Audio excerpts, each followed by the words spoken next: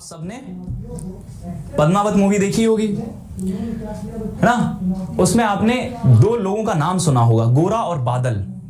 ये गोरा बादल कविता है नरेंद्र मिश्र की, ठीक है। उस गोरा बादल कविता में क्या कहा गया है कि जब खिलजी है और जो राजा है उनको कैद कर लेता है और कहता है कि पद्मिनी को तुम दिल्ली पहुंचाओ तभी मैं राजा को छोड़ूंगा। और फिर जो गोरा और बादल हैं, ये दो वीर हैं, वो जाते हैं और कहते हैं कि नहीं, मैं छुड़ा कर लाऊंगा राजा को।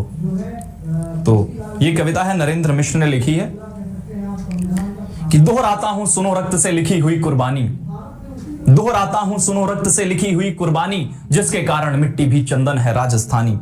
रावल रत्न सिंह को छल से कैद किया खिलजी ने, कालजयी मित्रों से मिलकर दगा किया खिलजी ने।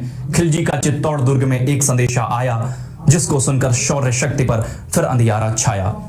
10 दिन के भीतर न पद्मिनी का डोला यदि आया, यदि न रूप की रानी को तुमने दिल्ली पहुंचाया, तो फिर राणा रत्न सिंह का शीश कटा पाओगे और शाही शर्त न मानी तो पीछे पछताओगे।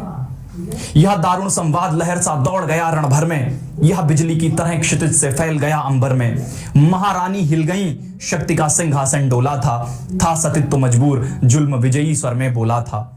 रुष्ट हुए बैठे थे सेनापति गोरा रणधीर, जिनसे रण में भय खाती थी खिलजी की शमशीर। अन्य अनेकों मेवाड़ी योद्धा रण छोड़ गए थे, रत्न सिंह की संधि नीति से नाता तोड़ गए थे। पर रानी ने प्रथम वीर गोरा को खोज निकाला, बन बन भटक रहा था मन में तिरस्कार की ज्वाला। गोरा से पद्मिनी ने खिलजी का पैगाम सुनाया, मगर वीरता का अपमानित ज्वार नहीं मिट पाया। बोला मैं तो बहुत तुच्छ हूं राजनीति क्या जानूं, बोला मैं तो बहुत तुच्छ हूं राजनीति क्या जानूं, निर्वासित हूं राज मुकुट की हट कैसे पहचानूं।